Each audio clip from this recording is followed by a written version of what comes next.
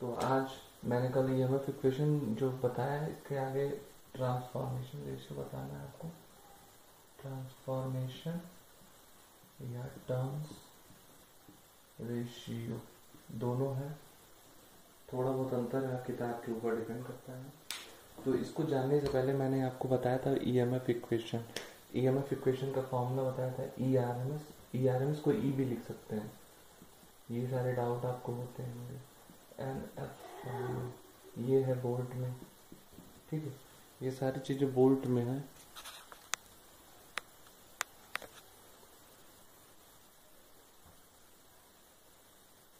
तो ये हो गया आपका।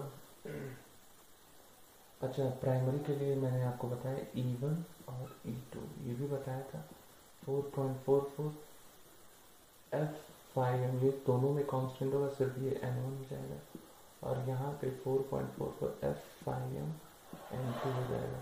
यूनिट जो है बोल्ट हो जाएगा, ठीक है। ट्रांसफॉर्मेशन रेशियो या टर्म्स रेशियो आपको निकालना है, जहाँ पे N1 क्या होता है, N2 क्या होता है, ये जान लिए। E1 क्या होता है, E2 क्या होता है। हालांकि आपको पता होगा, फिर भी आपको मैं बता रहा हूँ। ये इक्वेशन से आपको अगर नहीं पता है तो आप समझ लीजिए कुछ पढ़े ही नहीं, ठीक है। तो N1 क्या है, number of turns in primary winding के फेरों की संख्या, ठीक है। ऐसे ही नंबर ऑफ टर्न्स इन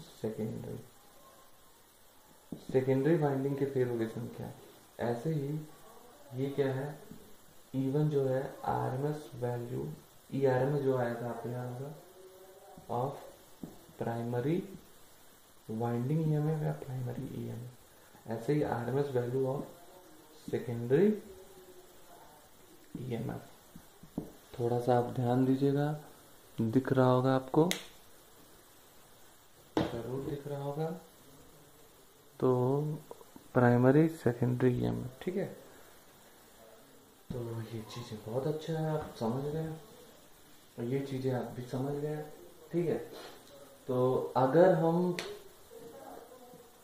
1 से 2 को भाग दें तो होगा क्या, E1 बटे E2 बराबर N1 बटे N2। ध्यान से समझिएगा, ठीक है। इसका मतलब क्या हुआ, प्राइमरी वाइंडिंग EMF और द्वितीयक वाइंडिंग EMF का अनुपात जो होता है वो प्राथमिक फेरों की संख्या और द्वितीयक फेरों की संख्या के अनुपात के बराबर होता है, ठीक है।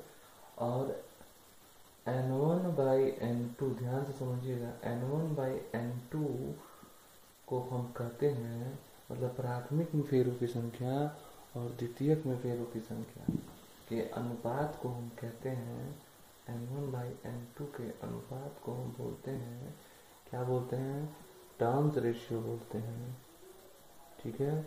यह बोलते हैं ट्रांसफॉर्मेशन रेशियो भी बोलते हैं, ठीक है।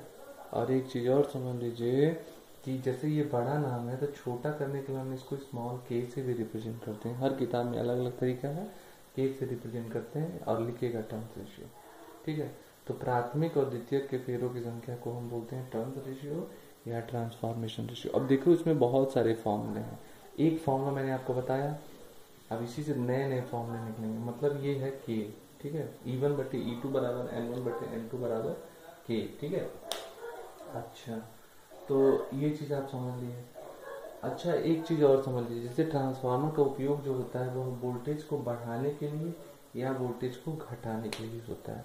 यदि, ध्यान से समझना, यदि N1 का मान N2 से बड़ा है, दूसरा केस ये होगा N1 का मान N2 से कम होगा, ठीक है। अच्छा, इस सवाल इसको देखिए, इसको भूल जाइए, इतने को देखिए, E1 बटे E2 बराबर N1 बटे N2। अगर N1 का मान N2 से बड़ा होगा तो किसका मान किससे बड़ा होगा, यहाँ पे बताइए। अगर N1 का मान N2 से, जैसे मान लो E1 बराबर E2 बराबर N1 बटे N2 का मान अगर बड़ा है तो मान लो N2 बाई N1 को भाग देंगे कुछ भी तो 1 से ज्यादा ही आएगा, मतलब ये इधर आएगा। E1 का मान E2 से हमेशा क्या होगा, ज्यादा होगा। ध्यान से समझिएगा, और ऐसे ही जब ये होगा तो यहाँ पे E2 का मान जो होगा वो E1 से ज्यादा होगा। इसको हम बोलते हैं स्टेप डाउन और इसको हम बोलते हैं स्टेप अप। अप का मतलब जैसे E1 में हम सप्लाई दे रहे हैं और E2 से सप्लाई ले रहे हैं, तो E1 यहाँ ज्यादा है तो ये ऑब्वियस सी बात है, E2 से ले रहे हैं तो वो कम दे रहा है इसलिए डाउन हो गया, बड़ा है ना E1। यहाँ पे E2 ज्यादा है इसलिए इसको हम बोलते हैं स्टेप अप। ठीक है, तो हम ये समझ गए कि क्या होता है। अब ये समझ लो N1 बड़ा है N2 का मतलब कि जो है ग्रेटर देन 1 है। यहाँ पे क्या है कि लेस देन 1 है।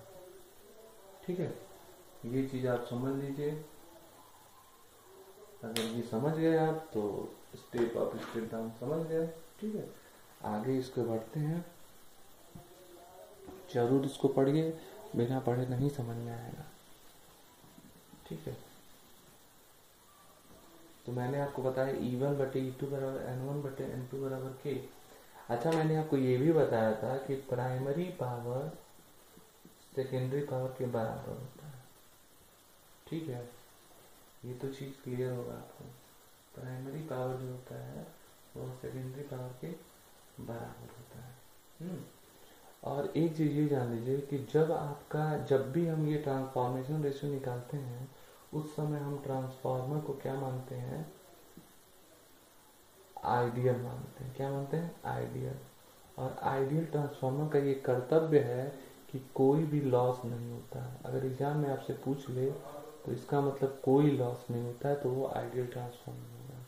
ठीक है, रेजिस्टेंस रिएक्टेंस सब जीरो होता है।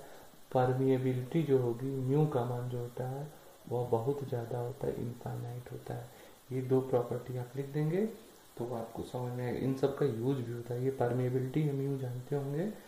तो अगर ट्रांसफार्मर आइडियल है तो V1 जितना सप्लाई देंगे सब E1 बन जाएगा और E2 से V2 आ जाएगा। मतलब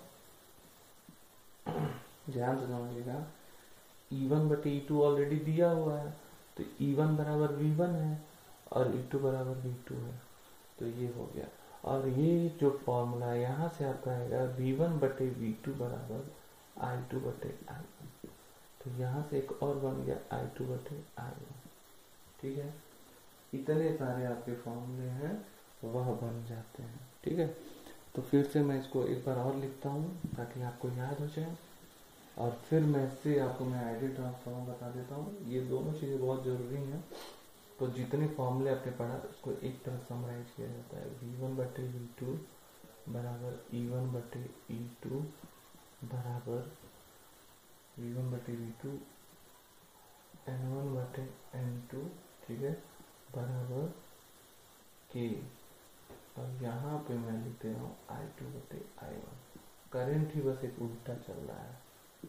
ये है आपका ट्रांसफॉर्मेशन या ट्रांस रेशियो। बड़े सारे सवाल इस पे सॉल्व हो जाते हैं। ठीक है, बस एक समझ लीजिए, करंट जो होता है रिवर्स रेशियो में चलता है। और एक चीज जो आपको मैंने थोड़ा थोड़ा बताया है इसको थोड़ा ज्यादा ही जान लीजिए, क्योंकि भले सिलेबस में ना है लेकिन इसका यूज किया जाता है। जो शर्त है कि किस बेसिस पे आपका ट्रांस रेशियो निकाला जाता है, तो उसकी शर्त ही यही है कि आपका कोई भी लॉस जो वहाँ पे आपका ना हो। ठीक है, नेग्लेक्ट कर दिया जाता है या आइडियल ट्रांसफार्मर का ये प्रिंसिपल लगाया जाता है। लगाने के बाद ही हम इसको लिखते हैं। ठीक है, तो ये है आपका आइडियल ट्रांसफार्मर का कंडीशन है। पहला कंडीशन मैंने आपको बताया, अगर आपको याद हो, कोई भी लीकेज नहीं होगा। ठीक है, लीकेज का मतलब फ्लक्स जो होता है वो दो तरह का होता है। पहला है नो लीकेज फ्लक्स। लीक मतलब आप समझ ही रहे हैं, जो वेस्ट हो रहा है। No leakage flux in transformer. अगर लीक करेगा तो वो नुकसान ही करेगा। ठीक है,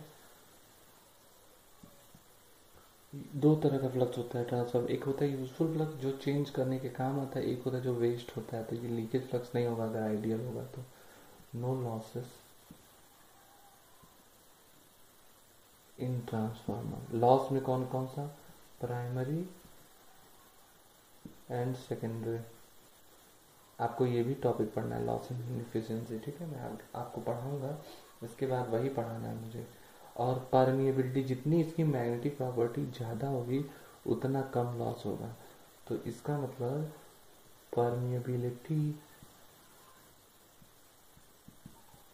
परमिएबिलिटी जिसको म्यू बोलते हैं of the core is infinite. इतनी सारी प्रॉपर्टी अगर आपकी रखती है तो आप ये समझ लीजिए कि ट्रांसफॉर्मेशन का ये पूरा प्रॉपर्टी है। ठीक है, और भी एक आध प्रॉपर्टी होगा, मुझे याद नहीं आ रहा है। ठीक है, वोल्टेज रेगुलेशन जो होना चाहिए वो क्या होना चाहिए, बहुत ज़्यादा कम होना चाहिए वोल्टेज। ये आपको समझ में नहीं आएगा इसलिए भी, लेकिन फिर भी मैं आपको लिखवा देता हूँ। Voltage regulation must be minimum. तो ये इतने सारे प्रॉपर्टी मैंने आपको बताए हैं। इतना पढ़ने के बाद जो अगला टॉपिक आपको पढ़ना है वह है losses and efficiency cooling of transformer. मतलब ये लास्ट ही चल रहा है आपका, तो इस वजह से आप इसको सीरियसली लेके पढ़िए।